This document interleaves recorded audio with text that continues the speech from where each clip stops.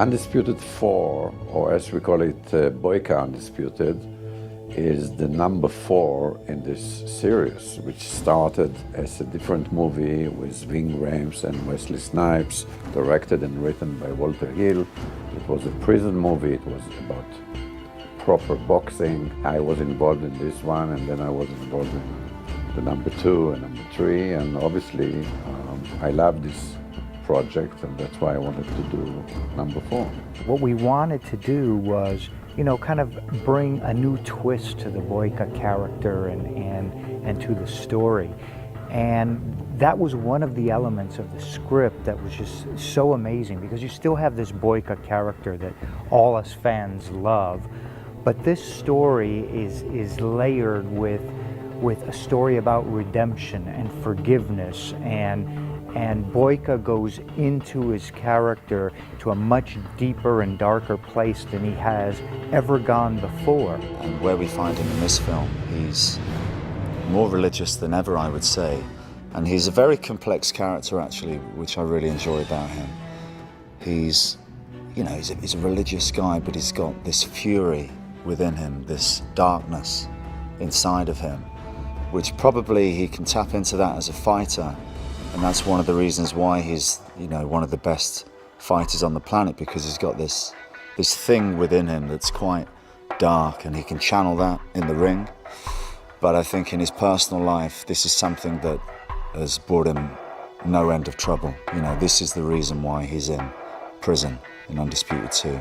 And in this film, he goes to church, he donates a lot of his money to the church. He's doing everything that he can to become a better person in the eyes of God. Yuri. He's basically trying to save himself so that he has a place in heaven. But also, he harbors this dream of being the world's most complete fighter, that he wants to be a champion. So when that opportunity comes, and he believes that this is a gift from God, he has a chance to prove to the world that he can be a champion.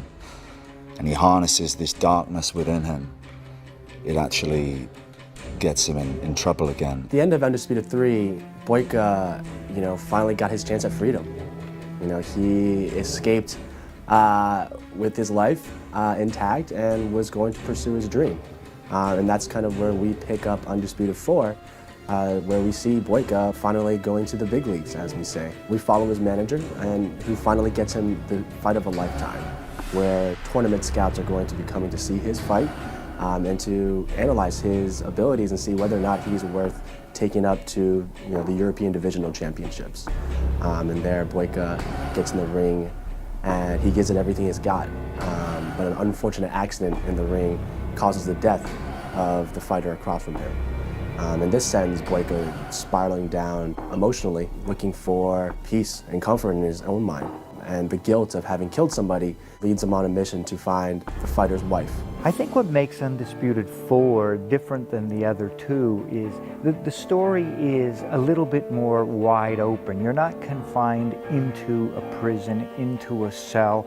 We've now taken Boyka and taken him out of that environment. And yet in doing so, we still kept him sort of chained, because we explored not the physical prison that Boyka had always been in before. Now it's more about, the internal prison he has locked himself in. It's finding the balance of giving the audience what they expect from the previous films, but yet taking Boyka on a different journey, a place that we haven't seen him. And still keeping him Boyka, we don't want to change him too much. I think people love the character because he doesn't take any shit, and he's kind of gruff, and he's always in a bad mood, he never smiles. But we do take him to a place in this movie where you will see a different side of him. What was interesting was that when some of the first scenes we did were actually some lighter sort of where Boyka is in this film. It's uncharted territory. He's trying to be a bit softer towards the leading lady, the predicament that's going on there. So some of the first scenes that we did was so uncharacteristic of Boyka that I was actually second guessing myself, thinking, hang on a minute, is this Boyka? This doesn't feel like Boyka. I'm not sure about this. And then of course It wasn't long after that where we did a scene which was like real boyka, you know, the anger came out and it was like, yeah, okay, there's boyka, we've got him.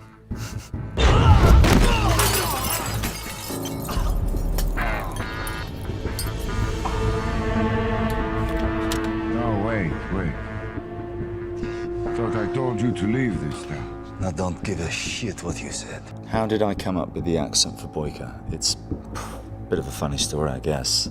Everybody always asks me that question, and it was kind of easy, to be honest. I'm a big Sylvester Stallone fan, so obviously I've watched Rambo 3 quite a few times. And the bad guy in Rambo 3, I always remembered his voice. Who is this, John Rambo? And so when I started thinking about Yuri Boyka, I couldn't stop thinking about this guy from Rambo 3. I forget the actor's name. Good actor. And he just had this thing in his voice where he spoke like this, Spetsnaz. And then I adapted that voice. Made it a little bit deeper, you know. And somewhere here I found Boyka, Yuri Boyka. For some reason my lip curls up like this when I do him, which I don't know why, but it helps. Bring me your fucking champion. If we didn't know Scott was born in London, you would expect him to be Russian.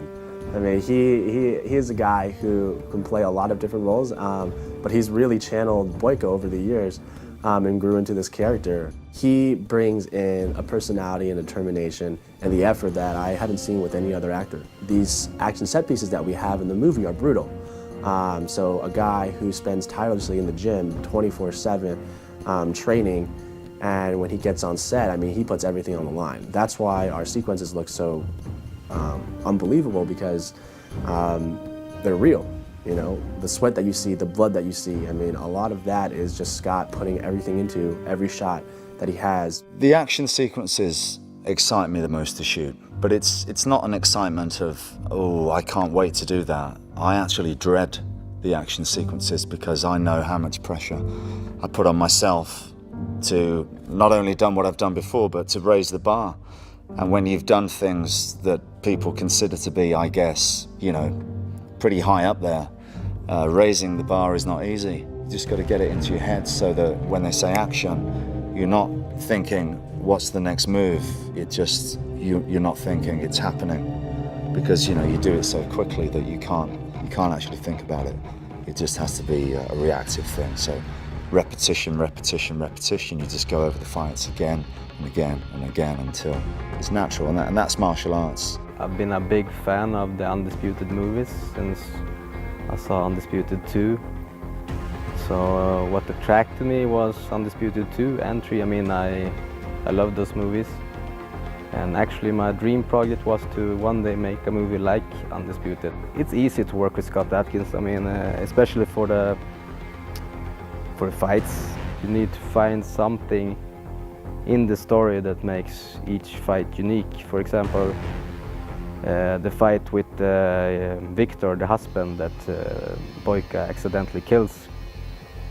That fight needed to have a bit more of a drama in it. I mean, you wanted to feel, for example, Victor, you wanted to feel that he's a nice guy, he's more like a sport guy. And Boyka is also a sport guy, but he's more like in this fight he's more the evil guy, like he just wants to get to his goal, you know. Obviously Victor also wants it, but Boyka wants it more, and he don't really care what happens, he just go for it. When you see the end product, when you see the fight scenes edited together, and that's the most exciting part. That's when you realize, yes, it was worth it. All the pain was worth it. I really hope that people can go out and legitimately buy the film and pay for it, and not download it and not pirate it, because at the end of the day, it's a small film. So if you enjoy films like this, and I know that many of you do because I hear it every day, please, please, please find a way to legitimately buy the movie through legitimate means, so that the film makes money and we can make another one and another one after that, and maybe even with a bigger budget, and give you guys more of what you clearly love to see.